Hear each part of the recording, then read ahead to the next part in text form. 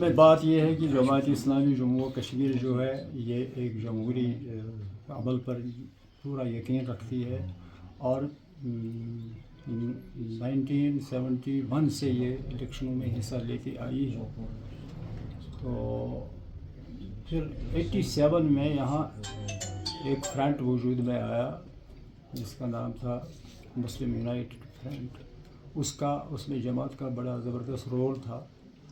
تو یہاں میرے خیال میں کہ اس وقت جتنے بھی تنظیمیں تھیں، جتنے بھی خیالات تھے وہ اکٹھے ہوئے، لیکن بدقسمتی سے برسر گروہ نے اس وقت اس کو وزن نہیں دیا اور ریگنگ کی، اتنی ریگنگ ہوئی کہ محمد یوسف شاہ مقابلہ کرنے والا وہ صلاح الدین بن گیا.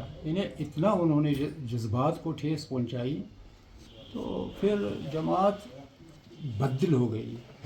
اسی دور کے ساتھ ہی بعد میں یہاں ایک اور چیز طوفانی بدتمیزی پیدا ہوا، وہ خون ریزیاں ہوئیں، ملیٹنسی آ گئی وغیرہ وغیرہ. تو یہ ہم نے احتجاجاً اس وقت اس کے بعد کوئی جتنے 2-3 الیکشن ہوئے، زیادہ نہیں ہوئے، تو ہم نے اس میں احتجاجاً حصہ نہیں لیا. اب صورت یہ حال یہ ہے کہ جماعت کو بین کیا گیا ہے. یہ بھی اب 6واں سال چل رہا ہے، 6 سال میں یہ بین آئی ہے.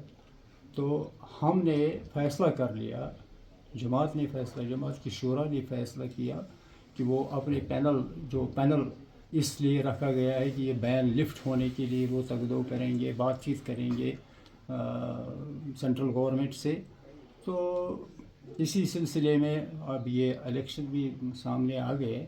تو جماعت نے فیصلہ کیا کہ ہم سپورٹ کریں گے انڈیپینڈنٹ کینڈیڈیٹس کو. جہاں ہمیں یہ ممکن ہو وہاں ہم انڈیپینڈنٹ کینڈیڈیٹ کو انہی کو سپورٹ کریں گے، اور تاکہ ہمارا جمہوری عمل میں جو ہمارا یقین ہے اس کو عملی شکل مل جائے. وہ سمجھے لوگ کہ نہیں یہ کوئی حرام چیز نہیں ہے. جماعت نے اس کو حرام قرار نہیں دیا ہے.